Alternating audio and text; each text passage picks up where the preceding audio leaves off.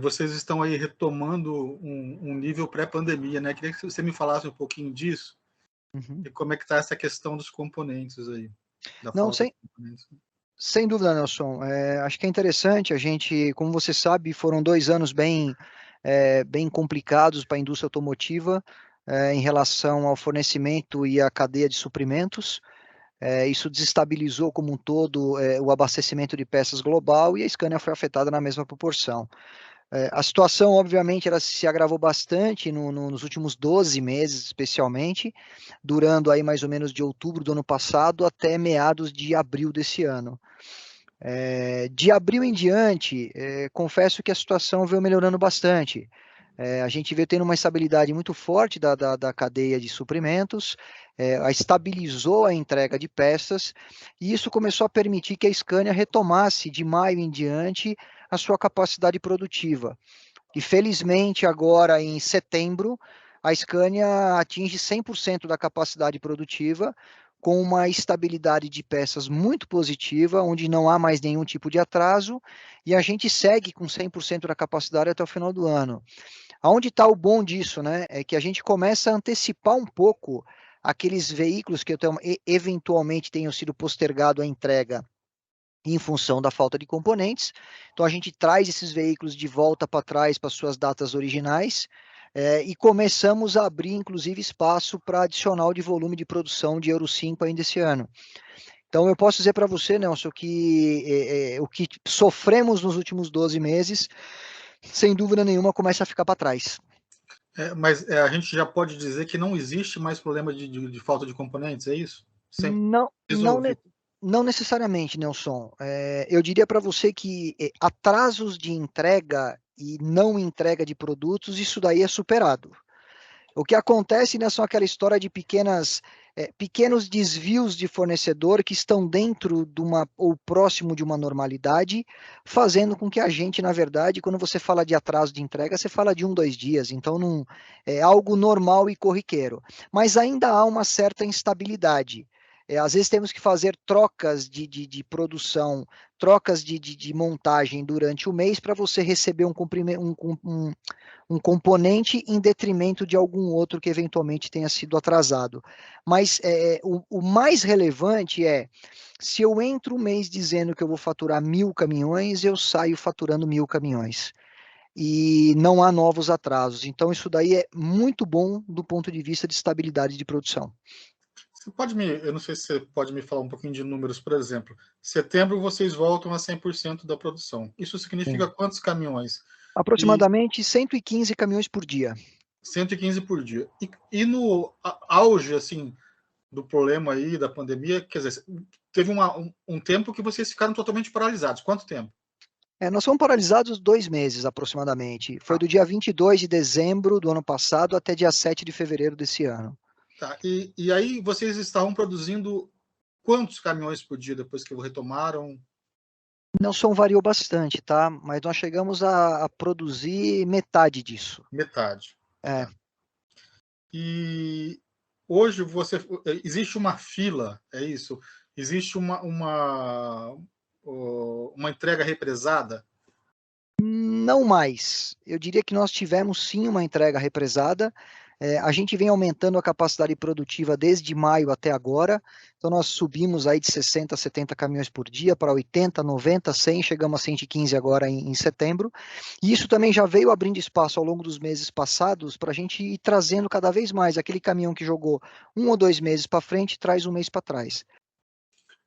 Já começaram as compras em função do Euro 6, antecipação de compra? Nelson, na verdade, esse ano acho que nós vamos enfrentar uma situação, estamos enfrentando uma situação bem diferente do que foi a transição do Euro 3 para o 5. Não começou ainda uma compra antecipada em função do Euro 6, e acredito que isso não vai acontecer, pelo menos não numa proporção como aconteceu na transição do Euro 3 para o 5. Lá atrás a gente tinha 3 cenários distintos, né? Um deles era a tecnologia, que era nova, você não tinha o diesel era novo, que era o S10, e você tinha a entrada do Arla, que também era desconhecido. Então era tudo muito novo, e isso de uma certa maneira acabou assustando um pouco o mercado, fazendo com que o volume de veículos comprados da série atual naquele momento fosse muito elevado. Esse ano é diferente a situação, nós temos o ganho tecnológico, que é um ganho tecnológico expressivo, mas o diesel e o Arla continuam o mesmo. Então, a pré-compra, ela deve acontecer numa proporção infinitamente menor do que aconteceu na transição do Euro 3 para o Euro 5.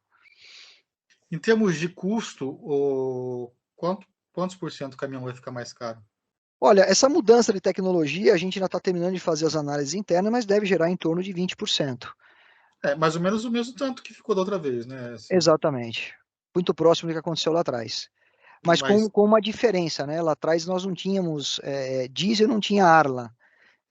Não tinha o produto, não tinha o conhecimento do produto e não tinha o conhecimento dos custos. Hoje tudo já é conhecido, tudo está em cima da mesa, né? Então é só a tecnologia mesmo que vem para trabalhar essa redução de CO2 e, consequentemente, entregar algo muito importante para o cliente, porque por mais que haja um aumento de custo de um lado, há uma compensação de outro, porque os caminhões vêm com um nível de economia bem superior ao que temos hoje.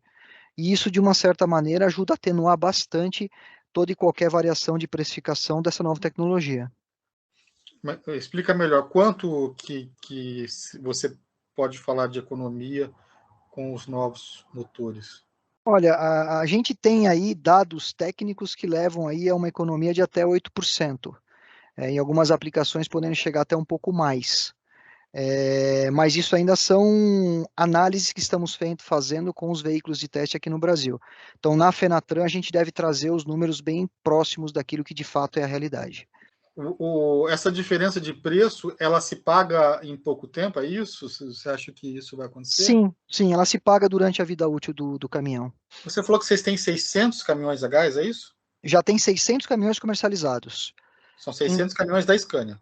da Scania. Só a Tá. Scania hoje tem um caminhão 100% a gás, pode ser movido tanto a gás natural como biometano, gás comprimido ou gás liquefeito. São 600 unidades comercializadas, aproximadamente 500 unidades já entregues, e as outras 100 serão entregues ao longo dos próximos 2, 3 meses. E temos uma projeção de vender só em 2023 um número maior do que esse. Então, o gás, de fato, se mostra, de fato, uma tecnologia importante para o segmento de transporte, quando a gente tem o foco do ESG, a redução de carbono. Os próximos anos devem chegar a 1.000 unidades, passar de 1.000 unidades, é isso? Por Já ano? já em 2023. Em 2023, vocês devem vender mais de 1.000 caminhões a É, gás. já devemos ter, nós estaremos com o mercado aproximadamente de 1.200 unidades. E dá para prever um pouquinho mais longe como é que isso vai estar daqui a 5 anos ou não? Olha, se nós pegarmos a maturidade do mercado, dos mercados fora do país, que também tem similaridades com o nosso, eu acredito que ele possa ocupar pelo menos 15 a 20% da produção nacional. É mesmo? De caminhões. Nossa, da Scania. Pode tranquilamente. E a gente tem infraestrutura para atender Esse é um, essa produção.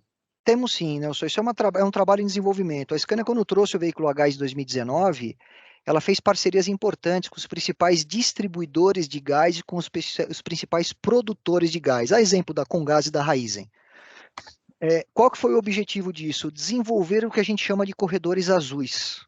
O que são os corredores azuis? É aonde temos postos de abastecimento, aonde temos sombras que precisam de postos de abastecimento e o mais importante, quando a gente fala daquele chamado bico de alta vazão, que é quando você para o caminhão a gás no posto e esse bico de alta vazão permite que você abasteça no mesmo tempo que abastece um caminhão a diesel. Então a gente trabalha desenvolvendo corredores, identificando os postos onde precisa de bicos de alta vazão, e a gente faz com que o transportador tenha tranquilidade de rodar de um ponto ao outro com a mesma qualidade que ele tem no diesel hoje. Hoje nós conseguimos ir do Rio Grande do Sul até o Espírito Santo sem nenhum tipo de problema. Nós temos ainda um trecho que a gente chama de área de sombra, né?